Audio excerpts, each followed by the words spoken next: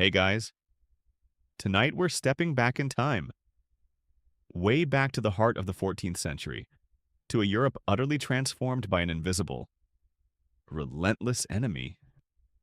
Imagine yourself in a small, mud-walled cottage, the smell of wood smoke and damp earth clinging to everything. Outside, chickens scratch in the meager yard, and the distant bray of a donkey signals another ordinary day. You're a medieval peasant, your life dictated by the seasons, the lord of the manor, and the endless toil of the fields. Your world is small, insular, and brutally hard. But it's your world. You rise with the sun, your hands calloused from the plow or the loom, and you go to bed exhausted, hoping for enough food tomorrow. Life is a delicate balance, and then something shifts. A whisper of a new sickness, something truly dreadful, starts to ripple across the continent. This isn't just a bad fever, this is something that will turn your world upside down, inside out, and quite frankly, you probably won't survive it. Seriously, it's a historical lottery, and the odds are not in your favor. So, before you get comfortable, take a moment to like the video and subscribe, but only if you genuinely enjoy what I do here. And if you're listening in, let me know your location and what time it is for you right now in the comments. Now, dim the lights. Maybe turn on a fan for that soft background hum, and let's ease into tonight's journey together. Before the storm. Europe was a bustling, if precarious, place. One mainstream historical fact is that the population of Europe had swelled significantly in the centuries leading up to the Black Death. Agricultural innovations, however modest, and periods of relative peace meant more mouths could be fed.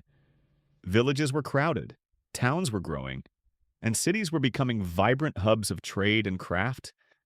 You, as a peasant, were part of the vast majority, perhaps 85–90% of the population. Living in a feudal system, you didn't own your land, you worked it for a lord in exchange for protection and a place to live. Your life was dictated by custom and tradition, by the ringing of the village church bell, and by the relentless demands of the harvest. It was a world utterly dependent on human labor, where the strength of your back determined your survival. Now, a quirky or fringe tidbit about this pre-plague life despite the hardships. Medieval peasants actually celebrated more holidays than many people do today. Feast days, saints' days, and seasonal festivals dotted the calendar, offering respite from endless labor. While these weren't exactly paid vacations, they were vital communal gatherings, involving feasting, drinking, and games. Historians still argue whether these frequent holidays were a genuine act of generosity from the church and lords, providing necessary breaks, or a clever way to maintain social order and prevent peasant revolts by offering periodic release valves for tension. Either way, you likely looked forward to them more than your annual trip to the dentist. Imagine, after months of back-breaking work, a whole week off for a harvest festival? It sounds almost utopian, doesn't it? Especially when you consider your average work week was essentially all the time. But underneath this seemingly stable, albeit tough, existence, there were vulnerabilities. Sanitation was rudimentary at best, nutrition was often borderline, and medical knowledge was. Well, we'll get to that.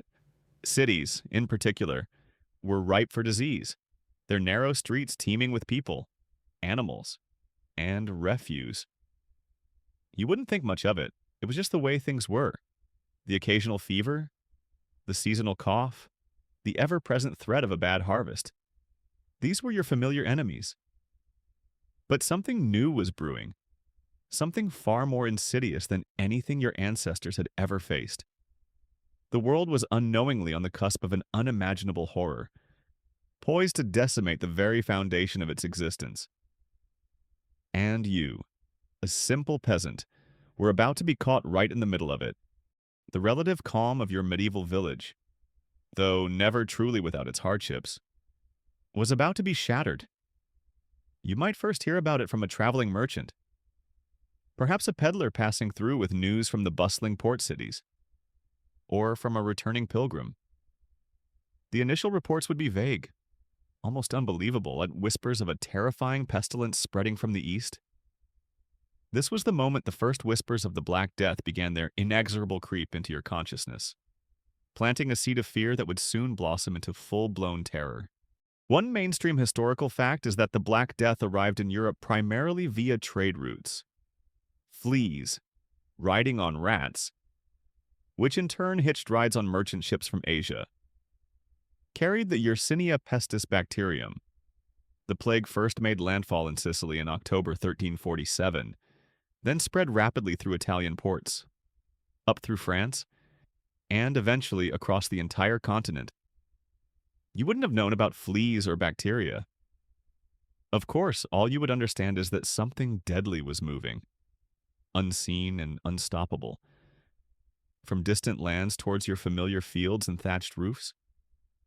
It was an abstract threat, like a storm cloud on the horizon, but one that promised far more than just rain. Now, a quirky or fringe tidbit concerning these early rumors, some accounts suggest that before anyone even understood the nature of the disease, there were reports of strange atmospheric phenomena, unusual fogs, heavy mists, or even falling stars, which were interpreted as portents of the coming doom.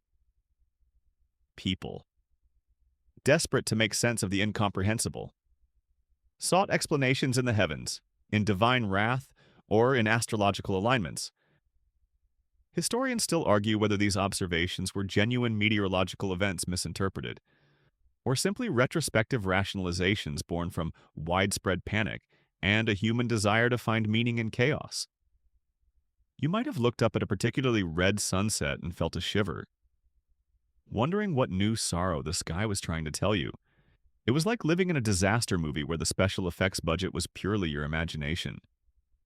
Fueled by fear, the whispers would grow louder.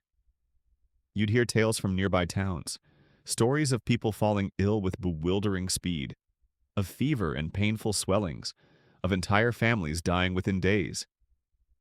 At first, it might feel distant, something happening over there.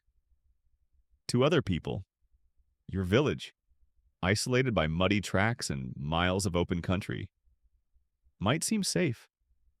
A small island against a rising tide of dread. You'd probably dismiss the most outlandish stories, telling yourself it was just exaggerated traveler's gossip, the kind that always spread on market days. But then, perhaps a merchant you knew, someone who regularly visited the nearest market town, wouldn't show up. Or a familiar face, a relative from a slightly larger village down the road, would arrive looking gaunt and terrified, bringing first-hand accounts that chilled you to the bone. They'd speak of empty houses, of unburied dead, of a silence where there should be the sounds of life. This wasn't just rumor anymore, it was creeping closer, tangible and terrifying. The once distant storm cloud was now directly overhead, and the first drops of a deadly rain were beginning to fall. Your heart would sink, a cold knot forming in your stomach. As the reality began to truly set in, this wasn't just a story. It was coming for you. The whispers had grown into a roar. And soon, the terrifying reality of the disease would arrive at your doorstep. You wouldn't need news from distant cities. The symptoms and progression of the illness would become horribly, intimately familiar to you, perhaps even to your own family members. This wasn't like any fever or cough you had ever witnessed. It was something truly alien and brutally efficient. One mainstream historical fact is that the Black Death, primarily the bubonic plague, manifested with a set of horrific and rapidly progressing symptoms. The initial signs were often vague, a sudden onset of fever, chills, fatigue, and muscle aches. You might feel a profound, inexplicable weariness creeping over you, a feeling far beyond the usual exhaustion of peasant life. But then, the distinct and terrifying hallmarks would appear: the buboes.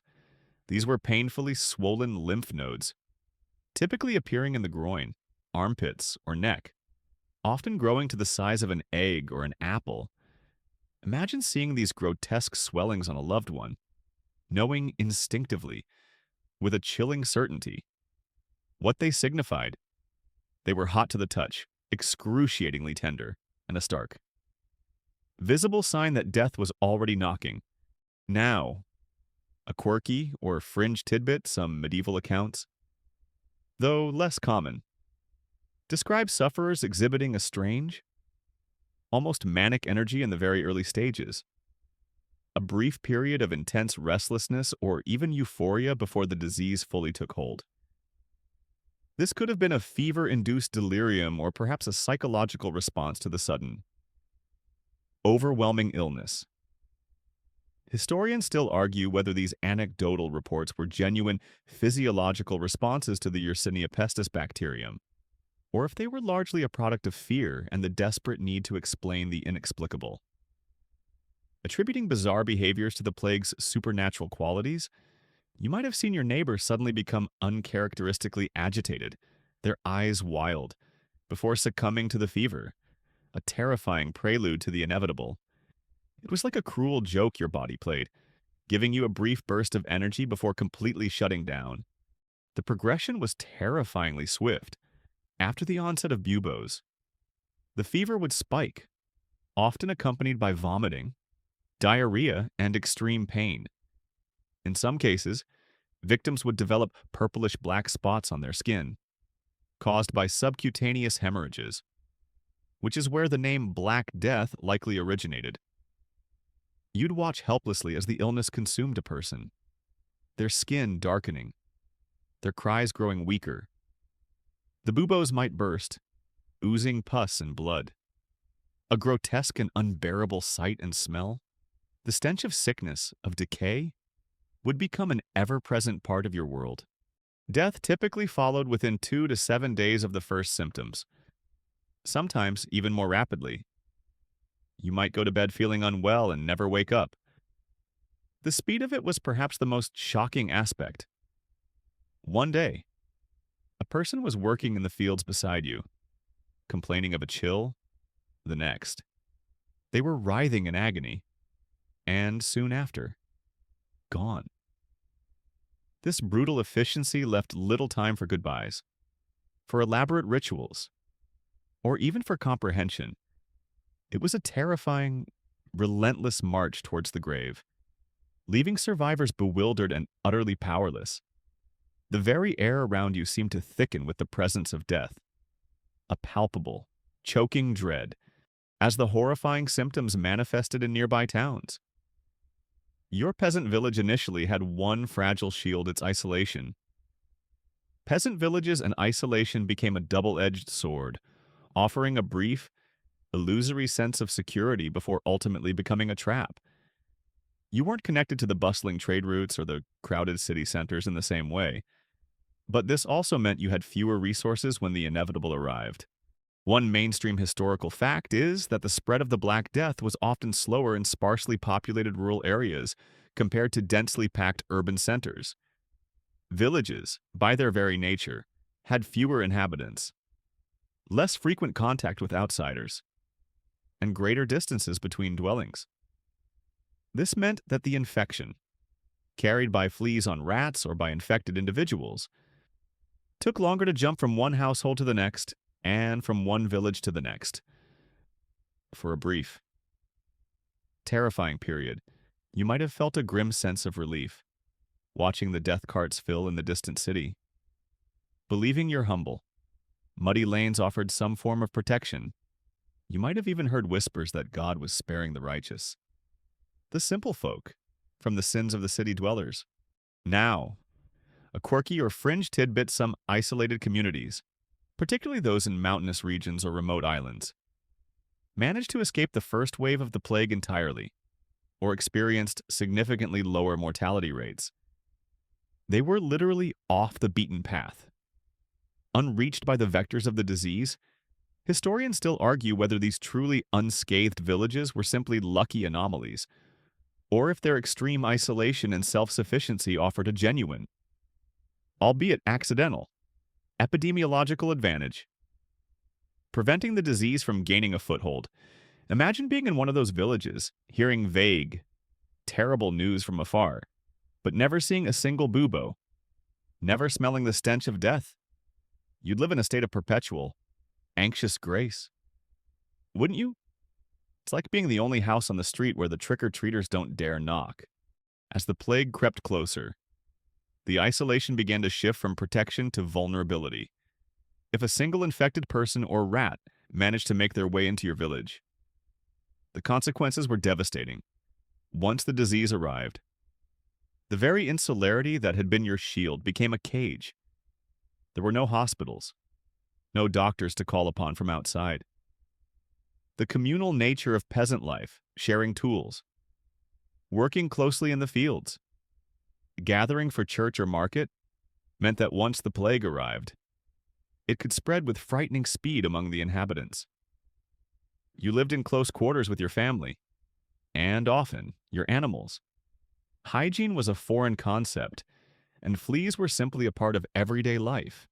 So while the initial spread might have been slower, the devastation once it landed was often absolute within a short time. You would have witnessed the gradual chilling of your community. First, fewer carts passing through, then, worried faces at the well, whispering hushed stories. Soon, the familiar faces of your neighbors would start to disappear. The communal life that defined your existence would begin to unravel. The isolation, which once felt like a blessing, would become a terrifying reality, leaving you to face the terrifying new normal with only the strength of your immediate family and the rapidly dwindling numbers of your fellow villagers.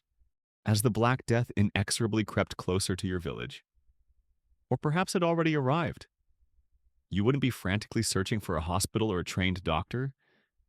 Your world had very little in the way of sophisticated medicine. Instead, you would turn to the limited and often desperately ineffective medical understanding and remedies available. A terrifying blend of ancient wisdom, superstition, and sheer helplessness. One mainstream historical fact is that medieval medical theory was largely based on the concept of the four humors blood: phlegm, yellow bile, and black bile. Illness was believed to be caused by an imbalance of these humors within the body. Therefore, common treatments involved attempts to rebalance them. For the plague, this often meant bloodletting, cutting a vein to release blood, or purging inducing vomiting or diarrhea to rid the body of excess. Corrupted humors. Imagine a crude knife or leeches being applied to a pulsating bubo, the hope being that the badness would simply drain out. You'd endure this agonizing process, believing it was your only chance, while probably just losing vital fluids. It was less about healing and more about desperate intervention, often doing more harm than good. Now, a quirky or fringe tidbit among the many bizarre remedies was the application of live chickens or pigeons to the buboes. The idea, often called the vulture method, or chicken cure, was that the bird would draw out the disease. A live chicken, with its plucked rear end, would be pressed against the swollen gland. As the bird thrashed and presumably died from absorbing the illness or just from being roughly handled, it was believed to be taking the plague out of the victim. Historians still argue whether this practice, rooted in sympathetic magic, might have had any minute, unrecorded, and accidental effect, perhaps the warmth, or the slight suction from the bird's body, offered a minuscule comfort, or if it was purely a desperate, ritualistic act in the face of an incomprehensible horror. You can almost hear the conversation. "Don't worry, dear. Reginald the rooster is going to fix you right up." It sounds like something out of a bad comedy, except the stakes were terrifyingly real, beyond the humors. Protective measures were equally baffling to modern minds.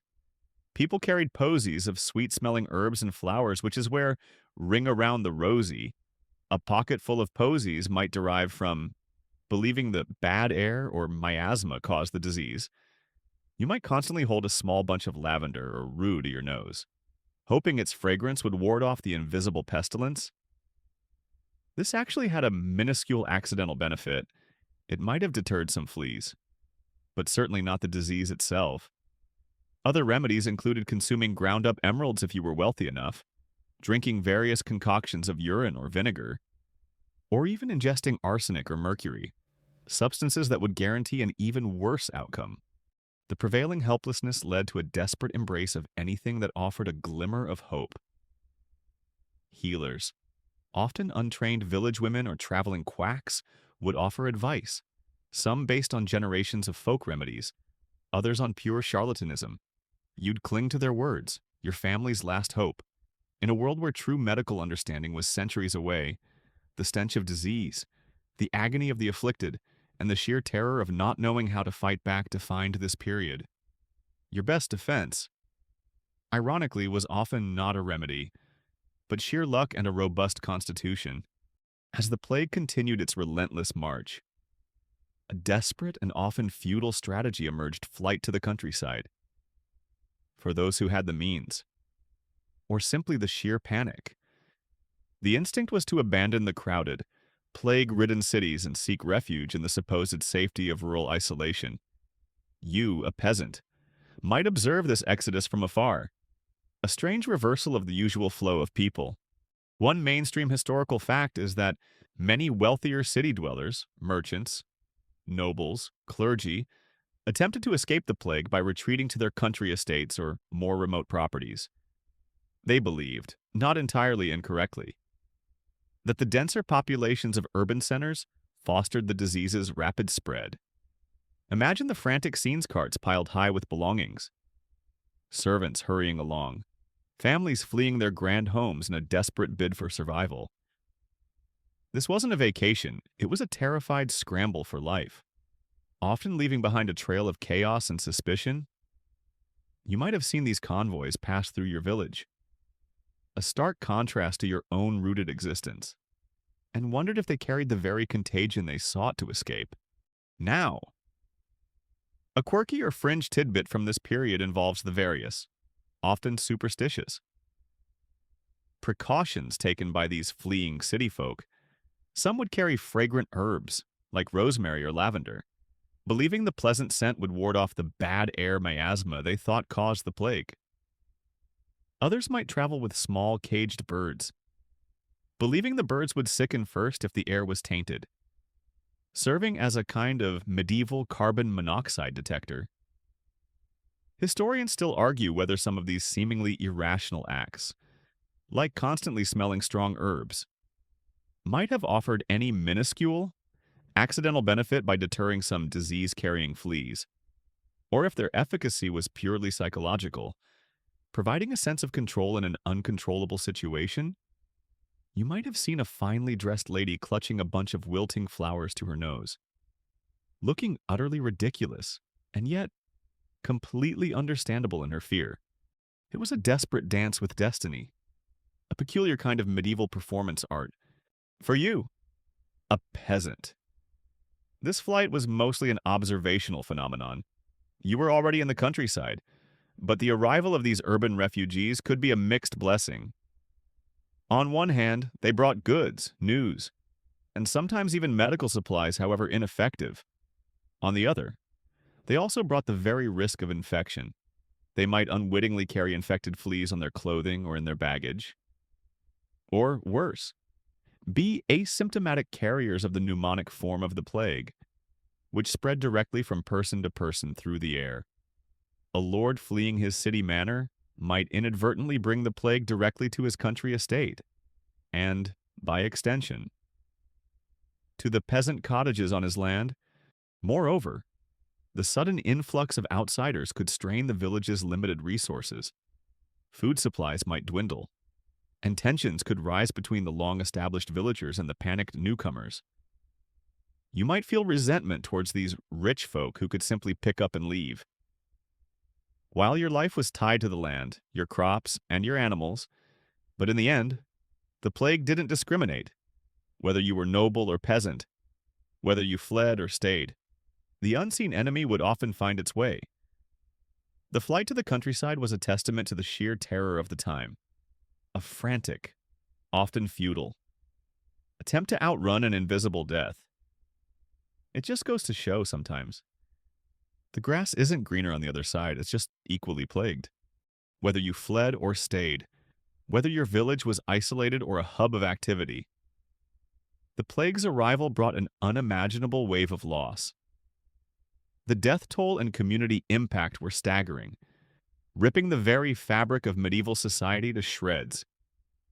You wouldn't just hear about deaths, you would witness them, day after horrifying day, until the familiar faces around you dwindled to a terrifying few. One mainstream historical fact is the sheer scale of mortality. It's estimated that the Black Death killed between 30% and 50% of Europe's population in just a few short years. From 1347 to 1351, in many individual villages. The mortality rate could be even higher, wiping out 2/3 or even more of the inhabitants. Imagine your village, perhaps 200 souls strong.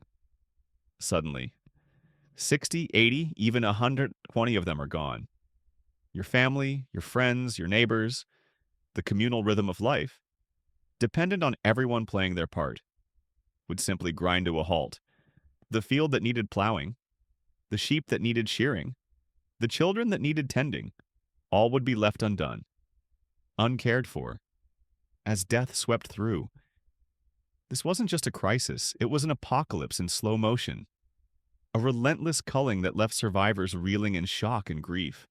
Now, a quirky or fringe tidbit concerns the immediate cessation of sound in affected areas.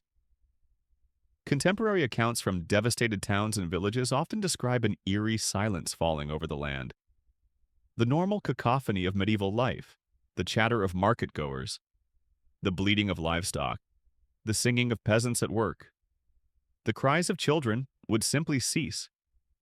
The only sounds might be the creak of a death cart or the wails of the bereaved, quickly followed by silence again. Historians still argue whether this profound silence was primarily due to the actual depopulation, or if it was amplified by the psychological impact of fear and despair, leading survivors to retreat into their homes and avoid all social interaction, thereby creating an artificial quietude. You'd walk through your once bustling lanes, hearing only the wind whistle through empty doorways, a sound far more terrifying than any scream. It was as if the world itself held its breath. The impact went beyond mere numbers. The social bonds that held your community together would fray. Who would tend the sick if everyone feared contagion? Who would bury the dead if the gravediggers themselves were dying? Trust would erode, replaced by suspicion and fear. You might see neighbors abandon their stricken families, or witness acts of desperate selfishness. Conversely, you would also see extraordinary acts of courage and sacrifice, as some risked their own lives to care for others. Driven by love, duty, or religious conviction, the plague exposed both the best and the worst of humanity. The practical consequences for your village were immediate and devastating. Crops would rot in the fields for lack of hands to harvest them. Animals would wander untended, eventually starving or becoming feral. Houses would stand empty, their doors ajar, their contents left untouched. The familiar landmarks of your life would remain, but the life within them would be extinguished. The air itself would grow heavy with the smell of unburied bodies, and the constant presence of death would become the new, horrifying normal. This was the raw, unvarnished truth of survival, not just living through the disease, but living through the societal collapse it left in its wake. As the death toll mounted, your village faced an overwhelming and grisly challenge: what to do with the dead. The sheer volume of corpses quickly rendered traditional funerary practices impossible, leading to drastic changes in mass graves and funerary rites you would witness or participate in. A grim departure from the respectful rituals that once marked the passing of every soul. One mainstream historical fact is that the sheer number of fatalities quickly overwhelmed existing churchyards and gravediggers. Traditional individual burials, with coffins and elaborate ceremonies, became unsustainable. This led to the creation of mass graves, often hastily dug pits where dozens, hundreds, or even thousands of bodies were interred together, layer upon layer. sometimes with little more than a sprinkling of dirt between them. Imagine the dreadful sight carts laden with bodies, often indistinguishable from one another, being trundled to these grim pits. You might have seen loved ones, yesterday alive. Today, just another anonymous form being tossed into a common trench. This wasn't merely undignified, it was a profound spiritual shock, as proper burial was considered essential for the soul's journey to the afterlife. Now, a quirky or fringe tidbit concerns the often cited image of the plague doctor with their bird-like mask. While largely a later, 17th century invention, its prevalence in our modern imagination hints at the medieval desperation for any form of protection during corpse handling. In your time, those tasked with burying the dead, often surviving peasants or a few overwhelmed clergy, might have simply wrapped their faces in cloth soaked in vinegar or strong herbs.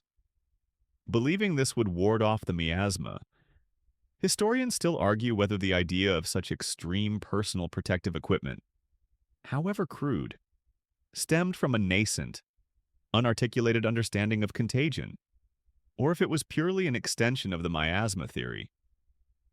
Relying on strong smells to keep bad air at bay, you'd watch these figures, shrouded and grim, moving through the village like specters. Their very presence a chilling reminder of the task at hand. It was a macabre fashion statement born of desperation, making a difficult job even more terrifying. The speed and scale of death also led to the abandonment of many cherished funerary rites, the customary wakes, the communal grieving, the long procession to the churchyard. All were curtailed or ceased entirely. Priests, if they hadn't succumbed themselves, might perform hurried blessings from a distance or simply give a general absolution over a mass grave. Fear of contagion meant that families often couldn't even perform the simple act of washing and preparing their loved ones' bodies. You might have to make the agonizing decision to leave a family member to be collected by the death cart, knowing you could do no more. The smell of death, initially confined to the sick house, would begin to permeate the very air of your village, the unburied or hastily buried. Bodies meant a constant, sickening stench, a grim reminder of the plague's relentless victory. This forced interaction with death on such a scale profoundly altered the survivors. It shattered their sense of order, their religious certainties, and their deep-seated beliefs about the sacredness of human life. The once familiar landscape of your village became a vast, open graveyard, and the sound of silence was punctuated only by the earth being dug for another, larger pit. This was the ultimate horrifying truth, not just that death came, but that it came so fast and so utterly. It stole even the dignity of passing. Amidst the overwhelming tragedy, a strange and unexpected shift began to occur. As the living became fewer, their value, ironically, increased exponentially. This led to a dramatic economic upheaval in agriculture, irrevocably altering the rigid feudal system you had known your entire life. You, a surviving peasant, were suddenly in a position of unprecedented, if grim, power. One mainstream historical fact is that the drastic reduction in population led to a severe labor shortage. Before the plague, there were too many peasants and not enough land or work. After, there was an abundance of fertile land and too few hands to work it. Lords, desperate to have their fields plowed and their crops harvested, found themselves in a precarious situation. Their wealth, after all, came directly from the productivity of their land. With so many laborers gone, they could no longer demand the same onerous services and rents from the few who remained. Imagine your lord, who once seemed an unshakable figure of authority, suddenly looking a bit more anxious. Perhaps even negotiating. It was like suddenly being the only mechanic in a town full of broken carts. Now, a quirky or fringe tidbit concerns the immediate post-plague phenomenon of ghost villages. Entire hamlets, particularly those with marginal land or a heavy death toll, were simply abandoned, their fields reverting to wilderness. You might have ridden past one, an eerie collection of empty cottages, silent and still, a testament to the plague's complete victory. Historians still argue whether the abandonment of these villages was purely due to the complete loss of inhabitants, or if the few survivors deliberately chose to leave for better opportunities in less affected or more fertile areas. Seeing the empty land as an invitation to escape their previous feudal ties, it was a macabre version of urban renewal, except the new tenants were often just weeds and wild animals. This labor shortage meant that peasants could, for the first time, demand better wages and conditions if your lord refused. You could simply leave and find work on another manor, where desperate lords would be willing to pay more or offer better terms. The fixed rents and labor services, which had tied generations of your family to the same land, began to crumble. You might find yourself being paid actual money for your work. Rather than simply giving days of labor to the Lord, this was revolutionary, a silent earthquake shaking the foundations of medieval society. For the lords, this was a disaster. They tried to resist, enacting sumptuary laws to prevent peasants from dressing above their station, or even passing laws to fix wages at pre-plague levels. But these were largely unenforceable, with so few workers. The power had subtly shifted. If you were one of the survivors, you might have found yourself inheriting land from deceased relatives, or even being granted land directly by a lord simply to ensure it was worked. The medieval hierarchy, which had placed you firmly at the bottom, was suddenly, violently rearranged. It was a horrifying way to gain leverage, like getting a raise because half your colleagues mysteriously vanished. But for you, the peasant, it meant a chance, however slim, at a better life than your ancestors could have ever dreamed of. The fields might still smell of death, but the air also carried the faint, sweet scent of opportunity. The profound economic shifts caused by the plague had an immediate and tangible consequence, a dramatic change in social structure. Particularly for your peasant class, the traditional bonds of feudalism, once ironclad, began to unravel, offering survivors opportunities unimaginable to previous generations. You were no longer just a cog in the unchanging wheel. You were a rare and valuable commodity. One mainstream historical fact is the decline of serfdom. Before the plague, many peasants were serfs, legally tied to the land and obligated to their lord. They couldn't leave without permission and owed extensive labor services and payments. But with the massive population decline, lords suddenly had to compete for labor. Serfs, if they survived, found themselves with newfound leverage if their lord demanded too much. They could simply flee to another manor offering better terms, or even to a town where skilled labor was now desperately needed. Many lords, rather than risk having their lands lie fallow, were forced to commute labor services into money rents, effectively transforming serfs into free tenants. Imagine the sheer liberation, the ability to choose, however minimally, where you lived and worked. A freedom your grandparents could only have dreamed of. It was like finally getting to pick which flavor of gruel you wanted. After a lifetime of being told to eat what you were given, now, a quirky or fringe tidbit concerns the unexpected rise in peasant fashion. With more disposable income and less strict enforcement of sumptuary laws which dictated what various social classes could wear, some surviving peasants began to acquire finer clothes, perhaps even a bit of jewelry or better tools. This visibly blurred the lines between social classes, much to the consternation of the nobility, who viewed it as an affront to the natural order. Historians still argue whether this uptick in peasant spending was a true sign of upward social mobility, or merely a temporary phenomenon fueled by a brief surplus of wealth and a desperate desire for comfort and status in a chaotic world. Before economic stability and new laws could reassert old hierarchies, you might find yourself trading in your rough homespun for a tunic of slightly finer wool, feeling a quiet satisfaction at the outrage on your lord's face. It was a subtle rebellion, dressed in a new pair of shoes. The reduced population also meant more land was available. If you were one of the fortunate few, you might inherit land from deceased family members or neighbors, or with lords desperate to find tenants. You might be offered favorable leases on fields that were once out of reach. This allowed for greater self-sufficiency and a chance to accumulate more wealth and resources than ever before. Your children might even have a small parcel of land of their own, something that would have been unthinkable a generation earlier. The social order was shaken, but not entirely broken.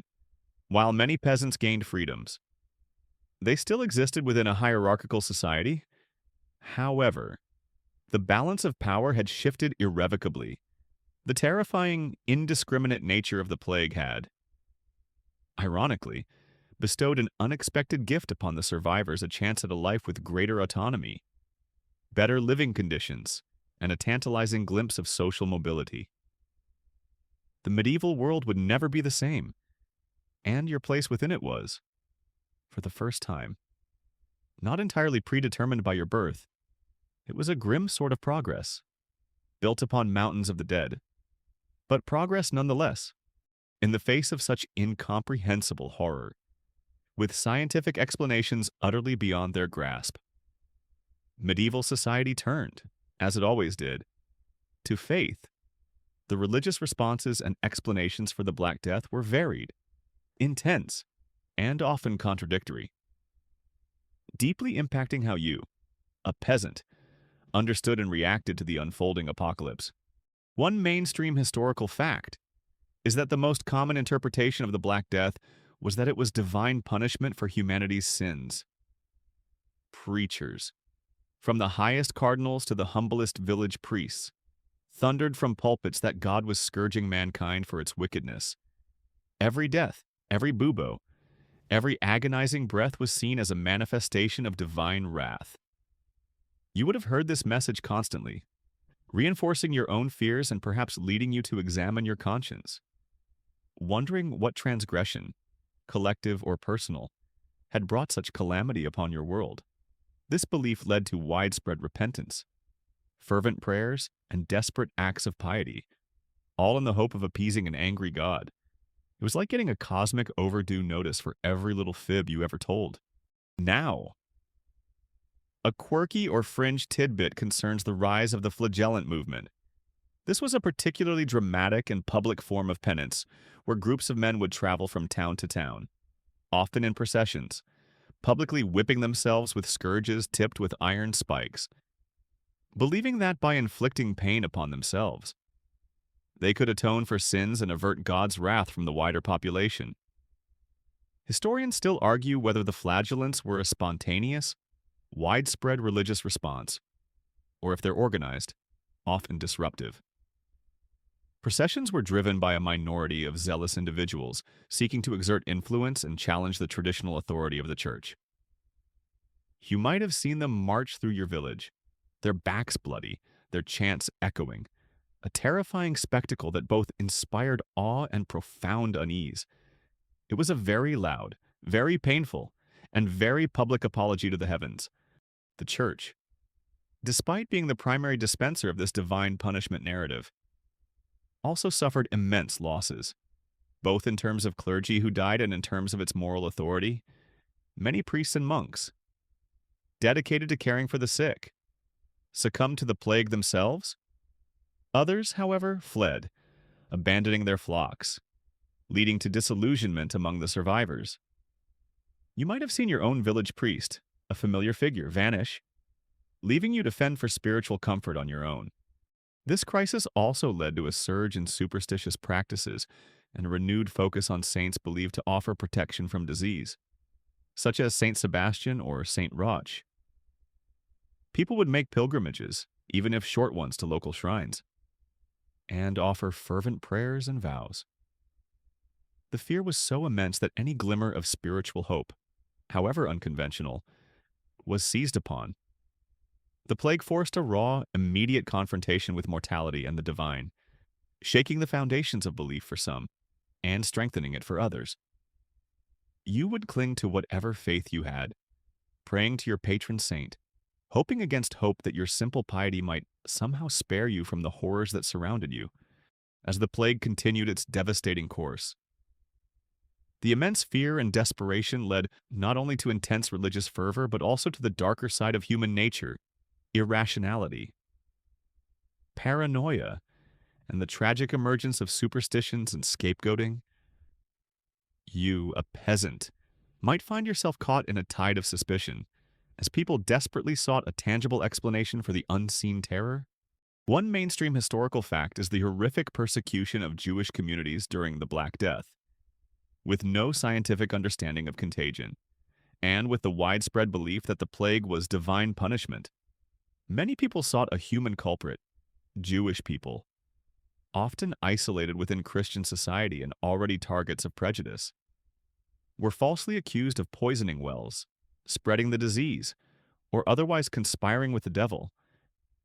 This led to widespread pogroms, massacres, and expulsions across Europe, fueled by fear and pre-existing anti-Semitism.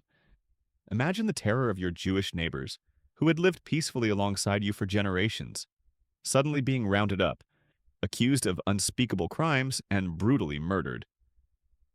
It was a terrifying manifestation of collective panic, where logic was completely abandoned in favor of blaming the other. Now, a quirky or fringe tidbit concerns other bizarre scapegoats or superstitious acts people employed. Some accounts mention the belief that certain witches or sorcerers were casting spells to spread the plague.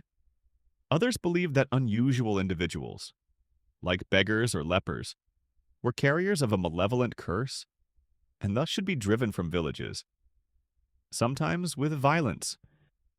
Historians still argue whether the targeting of these marginalized groups was a primary response to the plague itself, or if the crisis merely exacerbated pre-existing societal prejudices and anxieties. Offering a convenient, if horrifying, outlet for collective fear.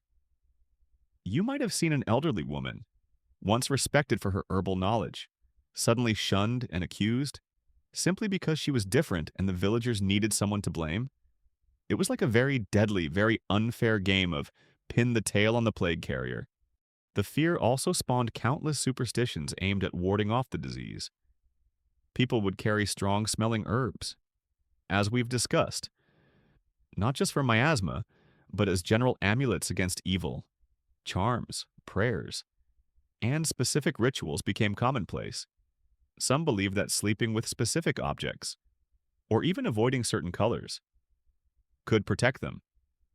You might have carefully arranged your possessions, lit candles in a specific pattern, or avoided certain paths, hoping these small acts of control would make a difference. These weren't necessarily malicious acts, but rather desperate attempts to find some agency in a world utterly out of control.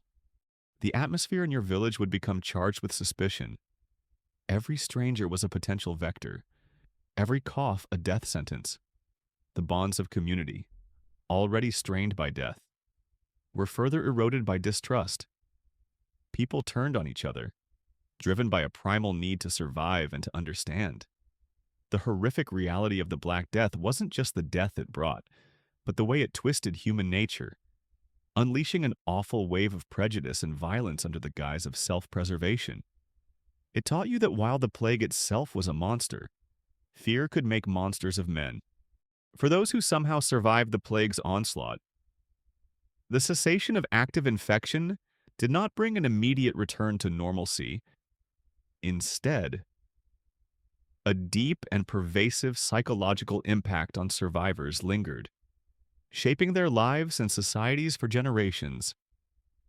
You might have walked away from the plague physically unscathed, but your mind, your spirit, and your understanding of the world would be forever scarred. One mainstream historical fact is the widespread grief and trauma that permeated survivor communities. You would have lost not just one or two family members, but perhaps your parents, siblings, spouse, and most of your children. Your village would be half empty. The familiar faces gone, replaced by an eerie silence or the quiet desperation of those who remained. This collective trauma manifested as profound sorrow, survivor's guilt, and a deep-seated fear of the plague's return. Imagine the crushing weight of knowing you lived when so many others, perhaps better or more innocent, had perished. It was a grief that had no end, because the losses were simply too numerous to process individually.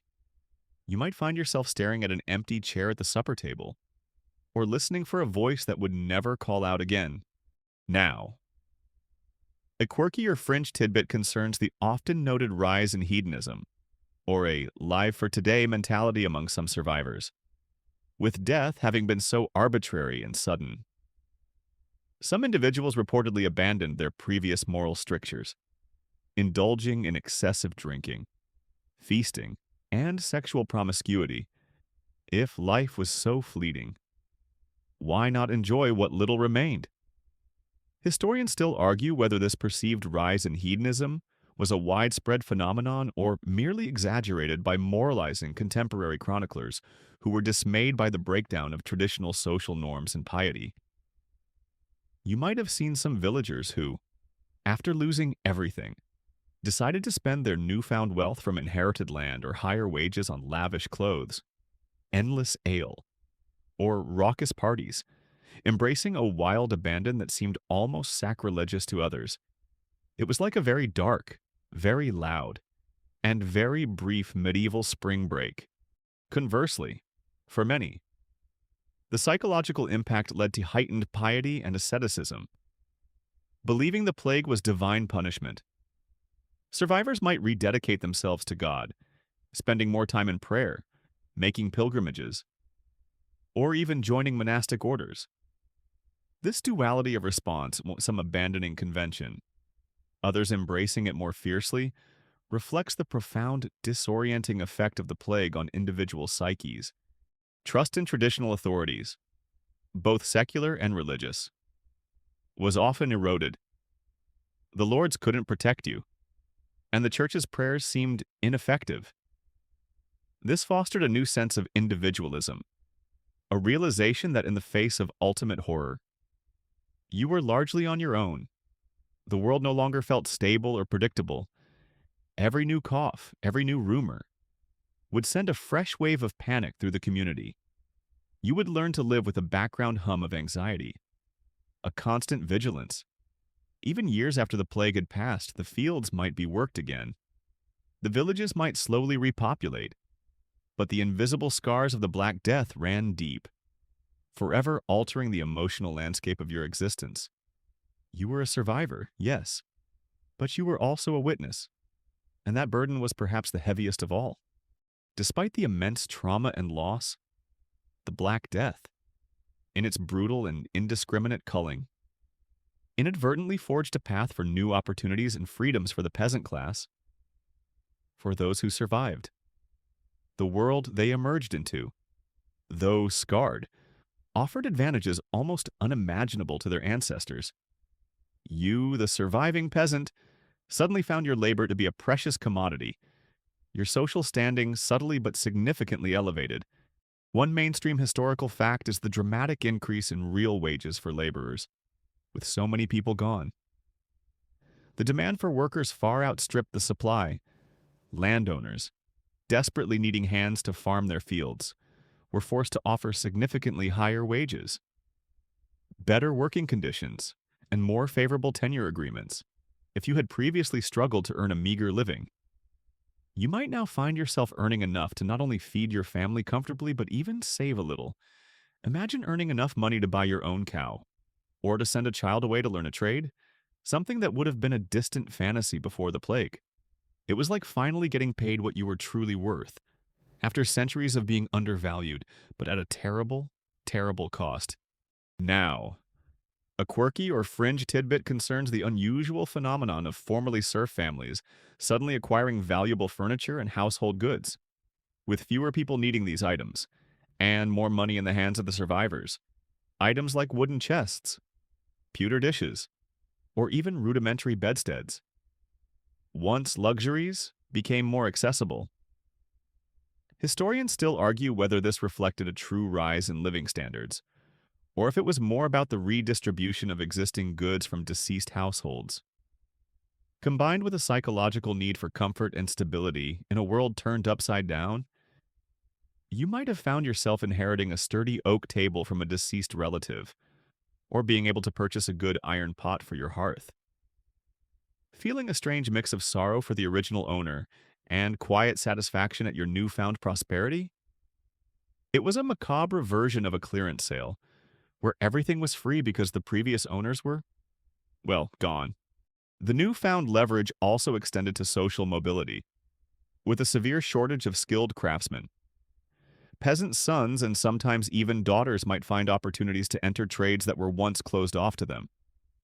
The sons of farmers could become carpenters, blacksmiths, or masons, filling the void left by the dead. This didn't mean a complete overturning of the social hierarchy, but it did create cracks in the rigid class system, allowing individuals and families to rise in status over generations in ways that were previously impossible. For the first time in centuries, the surviving peasant had options.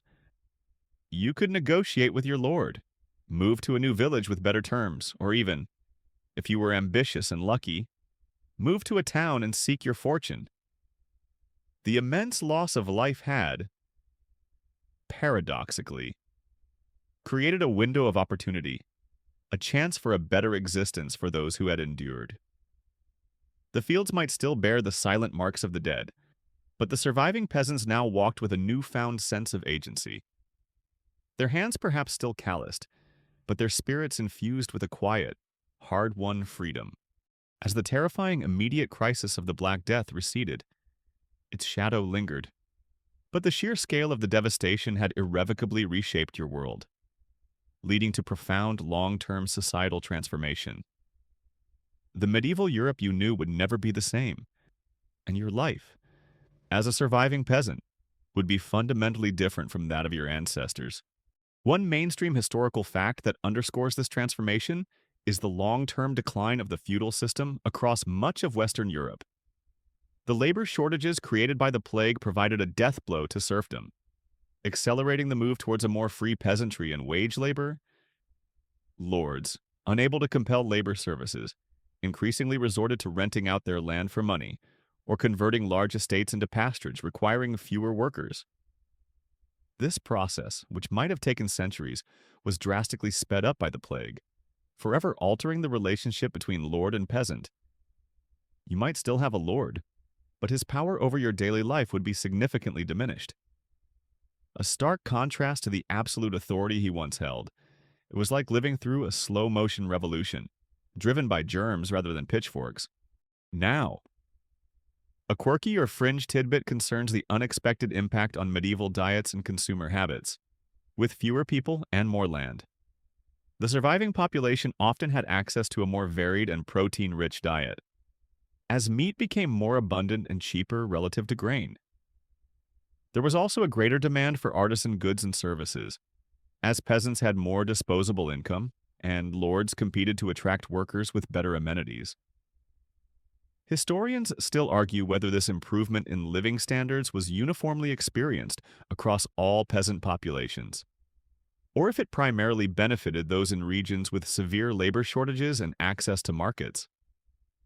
While more isolated areas saw less change, you might find yourself eating more meat and drinking better ale than ever before, a small, grim luxury purchased with the lives of those who perished. It was a strange kind of culinary lottery. Where the winners got more bacon, the plague also had profound effects beyond the economic and social. It inadvertently contributed to the Renaissance, with so many members of the clergy and intellectual elite gone.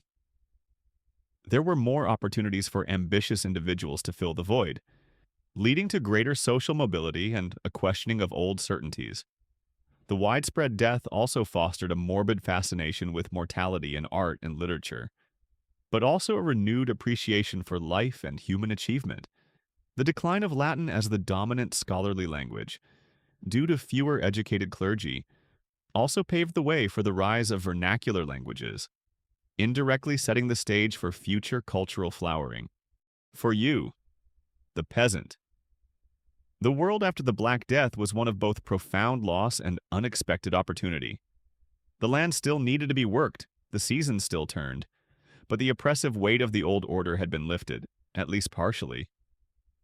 You lived in a world where the future, though uncertain, held more promise than it ever had for your ancestors. The haunting memory of the plague would remain, a collective trauma etched into the soul of Europe. But from its ashes, a new society, with new freedoms and possibilities, slowly began to emerge. You were a survivor, a witness, and, perhaps, an accidental beneficiary of one of history's greatest tragedies. And now, as the chilling echoes of the Black Death gently recede into the vast expanse of history, as the flickering imagery of medieval struggle softly fades, allow your breath to deepen, to become slow and even. The distant cries of a forgotten time are merely whispers on the wind now, no longer close, no longer threatening. Feel the comforting weight of your covers, the quiet calm of your room, and let any lingering thoughts dissolve like morning mist. The resilience of those long ago is a testament to the enduring human spirit, a story now safely tucked away in the archives of the past. Close your eyes, release all tension, and surrender to the soothing rhythm of the night. You are safe, you are warm, and a tranquil peace gently envelops you, inviting a profound and dreamless sleep. End of script. Sweet dreams.